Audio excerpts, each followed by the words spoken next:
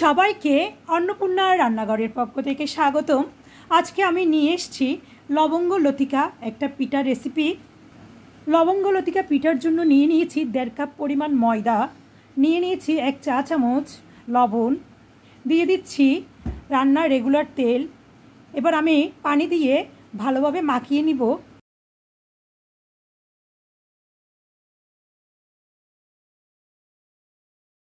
ভালোভাবে মাখিয়ে আমি একটা সফট গোলা তৈরি করে নিলাম। এবার আমি রেস্টের জন্য ঢেকে রাখছি।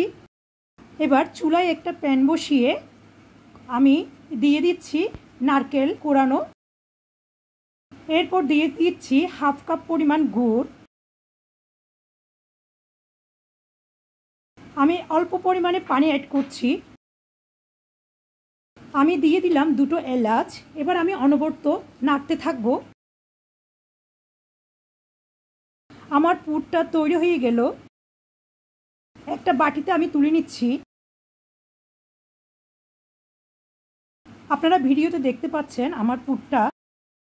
এবার রেস্টে রাখা গোলাটা আমি নিয়ে লেচি কেটে নিব।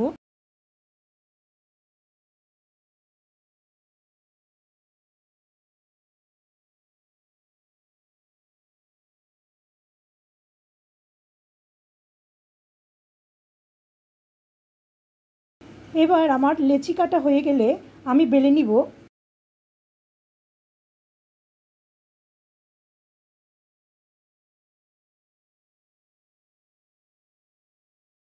এবার আমি নারকেলের পুর দিয়ে দিচ্ছি মাঝখানটায়। এবার ভাঁজ দিয়ে দিলাম। ভাঁজটা আপনারা খেয়াল করবেন। পানি দিয়ে আমি এটাকে ভাঁজ করে নিচ্ছি। এরপর একটা ভাঁজ দেওয়ার পর আরও একটা ভাঁজ দিয়ে দিচ্ছি, যাতে এটা একটা ফুলের শেপ হয়।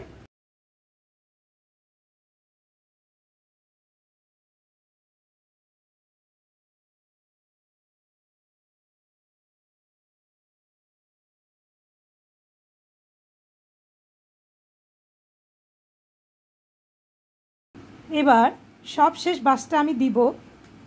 দেওয়ার পর একটা লবঙ্গ দিয়ে আমি মাঝখানটা বন্ধ করে দিচ্ছি। এভাবে করে আমি বাকি লেচিগুলো বেলে লবঙ্গ লতিকা পিঠা তৈরি করে নিব।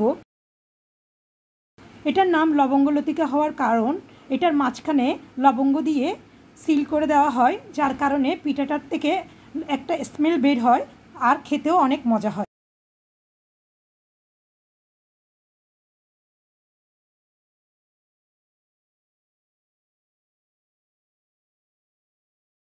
এভাবে করে আমি বাকিগুলো রেডি করে নিব। এবার চুলায় একটি প্যান বসিয়ে তেলটা হালকা গরম হয়ে আসলে আমি ওখানে পিঠাগুলো দিয়ে ভেজে নিব।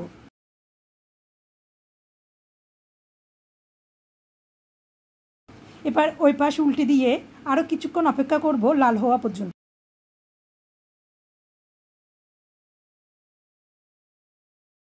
এভাবে করে আমি বাকিগুলো ভেজে নিব।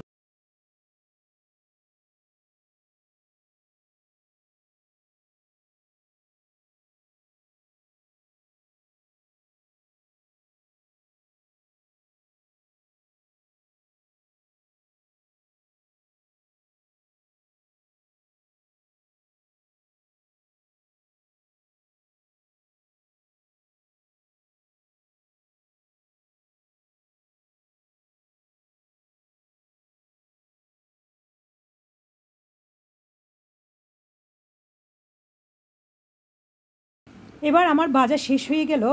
এবার একটি পাত্রে আমি 1/2 কাপ পরিমাণ চিনি আর 1/2 কাপ পরিমাণ পানি দিয়ে আমি শিরা তৈরি করে নিব।